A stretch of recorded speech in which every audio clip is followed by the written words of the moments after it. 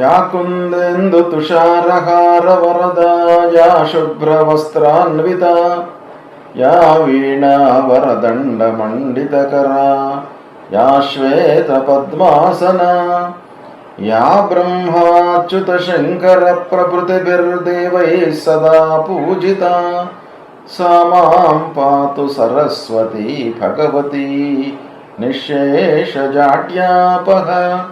श्री महागणाधिपतये नमः। श्री महासरस्वती नमः। श्री गुरुभ्यो नमः।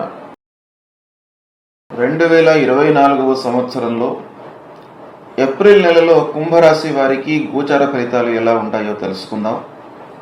ముఖ్యంగా కుంభరాశి వారికి ఈ మాసంలో గ్రహస్థితి 2వ స్థానంలో సూర్యుడు ప్రతికూలంగా సంచరిస్తున్నాడు. 14వ తారీఖు నుండి 3వ స్థానంలోకి ప్రవేశిస్తున్నాడు. 3వ స్థానంలో సంచారం అనుకూలంగా ఉంటుంది. తర్వాత అంగారకుడు జన్మస్థానంలో సంచరిస్తున్నాడు. తదనంతరం 2వ స్థానంలోకి ప్రవేశిస్తున్నాడు. ఈ రెండు కూడాను ప్రతికూలంగా ఉంటాయి.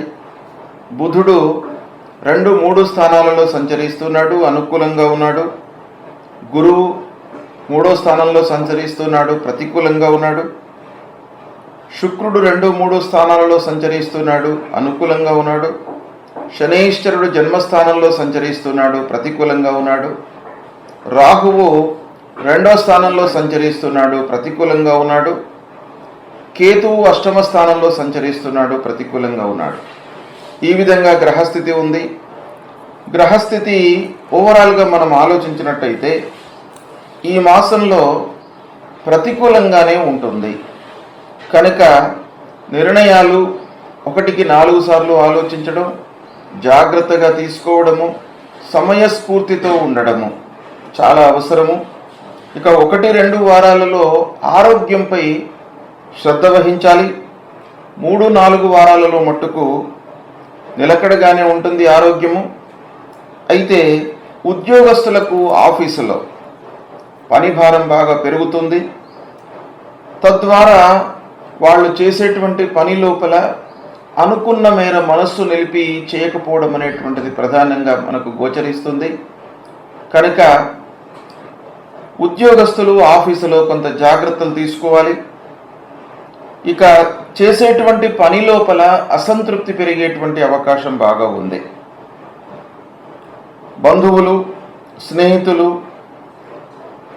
వీరు ఇంటికి రావడము, అనవసరమైనటువంటి చర్చల మూలకంగా మనస్పర్ధలు, కలహాలు, వైషమ్యాలు ఏర్పడేటువంటి అవకాశం బాగా గోచరిస్తుంది. కనుక అనవసరమైనటువంటి వాటికి దూరంగా ఉండడము మంచిది. ఇక భూ విషయంలో పూర్వం ఉన్నటువంటి తగాదాలు కంటిన్యూ అవుతాయి. అంటే ఈ మాసంలో పరిష్కారం అయ్యేటువంటి అవకాశాలు చాలా తక్కువగా ఉన్నాయి. కనుక మీరు స్వయంగా పరిష్కారం వైపుకు ఆలోచన మట్టుకు చేయాలి. చేసినట్టయితే కొంతలో కొంతైనా కూడాను పరిష్కారము మనకు దొరికేటువంటి అవకాశము ఉంటుంది. వాహనముల మూలకంగా ఊహించని ఖర్చులు ముందుకు వస్తాయి. తద్వారా ఆర్థిక పరిస్థితి దిగజారేటువంటి అవకాశం ఉంది. ఇక ప్రారంభించినటువంటి పనులలో దగ్గరి వారి వలన ఆటంకాలు కనబడుతున్నాయి.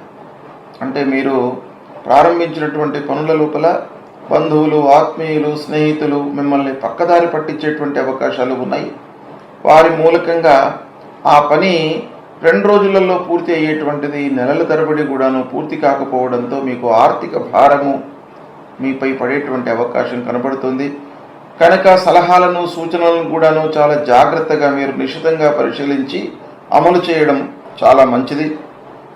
ఇకపోతే ఆదాయంలో ముఖ్యంగా హెచ్చుతగ్గులు కనబడుతున్నాయి.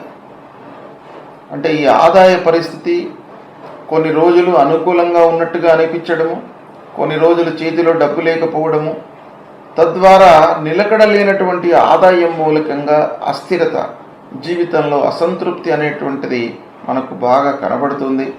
కనుక మీరు జాగ్రత్తగా ఖర్చుల విషయంలో ఆలోచించి చేయాలి. రావాల్సినటువంటి డబ్బు చేతికి అందకపోవడంతో కూడాను మీకు బాగా అసంతృప్తి కలుగుతుంది. దానికి తోడు వృధా ప్రయాణాలు, వృధా ఖర్చులు ఇవి పెరిగేటువంటి అవకాశాలు ఉన్నాయి. ఆకస్మికంగా ఆటంకాలు, తద్వారా ఇబ్బందులను ఎదుర్కొంటారు. ఇక మొదటి వారంలో వ్యాపారము సంతృప్తిగానే కొనసాగుతుంది. వ్యాపార విషయంలో మట్టుకు మీకు ఈ మాసం అనుకూలంగానే ఉంటుంది. ఎవరైతే వ్యాపార రంగంలో ఉన్నారో, క్రయ విక్రయములు చేస్తున్నటువంటి వారికి ఈ మాసము కొంత కలిసి వస్తుంది. వ్యాపారంలో నిరాటంకంగా కొనసాగుతుంది, లాభదాయకంగానే ఉంటుంది. అయితే కొత్త వ్యాపారము, కొత్త పెట్టుబడులను మట్టుకు వాయిదా వేసుకోవడం మంచిది. ఇక ఇంటి వాతావరణం మీకు సంతృప్తిగా ఉంటుంది. భార్య పిల్లలతో సంతృప్తిగా ఉంటారు. వాళ్ళ యొక్క సహాయ సహకారాలు అన్ని రకాలుగా మీకు కలిసి వస్తాయి. బయట ప్రపంచంలో ఆటంకాలు ఎన్ని ఎదురైనప్పటికీ ఇంటికి వచ్చిన తర్వాత మీరు ప్రశాంతంగా సంతృప్తిగా గడిపేటువంటి అవకాశం బాగా కనబడుతుంది. ఇది మీకు ఆత్మవిశ్వాసాన్ని కలిగిస్తుంది. ఇక ఉద్యోగ ప్రయత్నంలో ఉన్నటువంటి వారికి మాసం చివరిలో కొంత ఊరట కలిగేటువంటి అవకాశాలు ఉన్నాయి. ఉద్యోగం లభిస్తుంది. ఇక చదువుకునేటువంటి వారికి, విద్యార్థులకు శ్రమ తప్పదు. ఈ మాసంలో ఇంకా శ్రమించాలి. ఏకాగ్రతతో, పట్టుదలతో మీరు ప్రయత్నాలు చేసినట్టయితే సత్ఫలితాలను పొందేటువంటి అవకాశము ఉంది. ఈ విధంగా కుంభరాశి వారికి గ్రహస్థితి చాలా ప్రతికూలంగా ఉంది. అన్ని గ్రహాలు కూడాను ప్రతికూలంగానే సంచరిస్తున్నాయి. ప్రధానమైనటువంటి గ్రహాలు గురు, శని, రాహువు, కేతువు ఇవి ప్రతికూలంగా ఉన్నాయి. మాసం ప్రారంభంలో సూర్యుడు ప్రతికూలంగా ఉన్నాడు.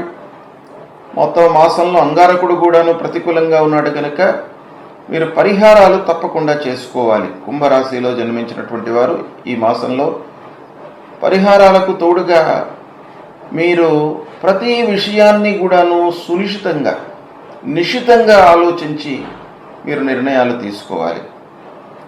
దత్తాత్రేయ స్వామి దేవాలయానికి వెళ్ళండి, గురువులను సేవించండి, మాతాపితృవులను సేవించండి. అమ్మవారి దేవాలయానికి వెళ్ళండి. తర్వాత విఘ్నేశ్వరుణ్ణి పూజించండి, మీకు విఘ్నాలు లేకుండా ఉంటాయి.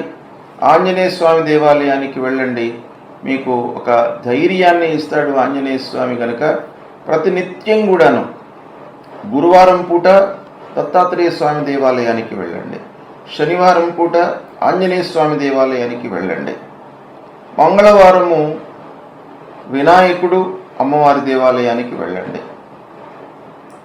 ఇలా మీరు చేసినట్టయితే మీకు తప్పకుండా ఈ దుస్థానాలలో సంచరిస్తున్నటువంటి గ్రహాల మూలకంగా పరిహారం జరుగుతుంది. శుభ ఫలితాలను పొందేటువంటి అవకాశం ఉంది. దీన్ని సద్వినియోగం చేసుకోండి.